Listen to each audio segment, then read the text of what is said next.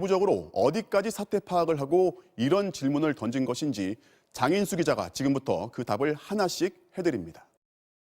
채널A는 지난 22일 먼저 채널A는 이철 전 대표 측이 부적절한 요구를 해와서 취재를 중단시켰다고 해명했습니다. 하지만 채널A 기자와 이 전 대표 측의 녹취록만 봐도 이는 사실이 아닙니다. 채널A 기자는 수감 중인 이철 전 대표 측에 보낸 편지에서 신라젠과 관련된 검찰의 수사가 강도 높게 이루어질 거고 가족도 수사를 당할 거라며 검찰의 계획을 훤히 알고 있는 것처럼 적었습니다. 이후 양측의 첫 통화가 이루어진 건 지난 2월 24일. 여기서 이 전 대표 측이 처음으로 물은 건 편지에서 검찰 수사 내용을 자세히 적었는데 검찰과 교감이 있느냐는 한마디였습니다. 그러면 좀 어떻게 검찰하고 교감이 있어서 이렇게 하시는 건지. 그래, 왜냐하면 그래야 이철 대표도 뭔가 저게 있어야 되잖아요. 이 첫 질문에 대한 채널A 이모 기자의 답은 이랬습니다. 자, 솔직히 말씀드리면요, 교감 가지려고 하면 가질 수 있고 안 가지려고 하면 안 가질 수 있어요. 원하시는 대로 할 수 있어요. 제 대표님 원하시는 대로. 네. 곧바로 이어서 검찰과 밀접한 관계를 유지하고 있다며 일단 전화상이 아닌 직접 만나서 다시 얘기하자고 설득합니다.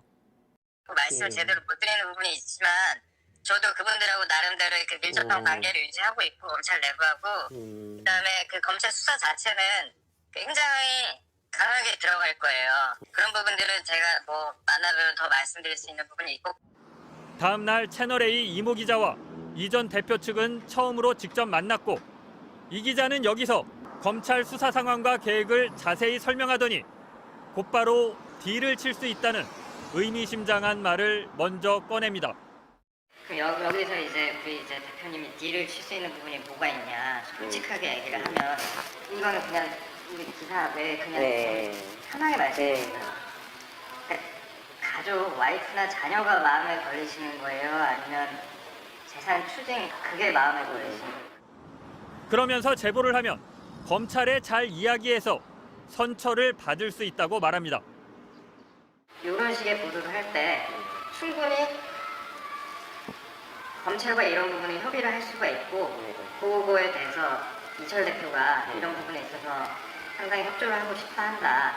그런 식으로는 자리를 깔아줄 수 있어요. 검찰하고요? 네, 검찰하고. 협조를 하지 않으면 불이익을 당할 수 있다는 강한 압박성 발언도 잊지 않습니다. 뭔가 한번 불어주셔야 돼요, 대표님께서. 불어줘야 되고 솔직히 14년에서 더 안 좋게 될 일만 남았어요, 수사하면. 그럼 살릴 거 살려야 된다. 뭘 살려야 되냐, 가족을 살려야 된다. 아니면 가족을 살릴 것이냐.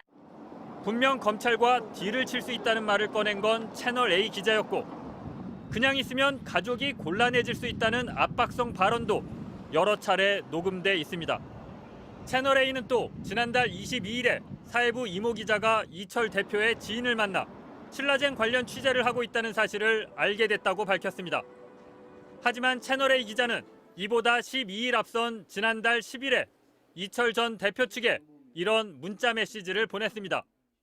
회사에도 보고를 했고 간부가 직접 찾아뵙는 게 좋겠다고 했다며 회사에서도 그만큼 비중 있게 다루고 있다고 말합니다. 채널A 회사 측과 이 기자 둘 중 하나는 거짓말을 하고 있는 셈입니다. MBC는 정확한 사실을 취재하기 위해 채널A 이모 기자와 이철 전 대표 측이 실제 만나는지 여부를 현장에서 확인했습니다. 이는 사실 확인을 위한 당연한 취재 절차였습니다. 또 MBC는 제보 당사자인 이철 전 대표 측 지인이 합법적으로 녹음한 통화 내역과 대화 내용 외엔 그 어떤 영상이나 녹취도 사용하지 않았습니다. MBC 뉴스 장희수입니다.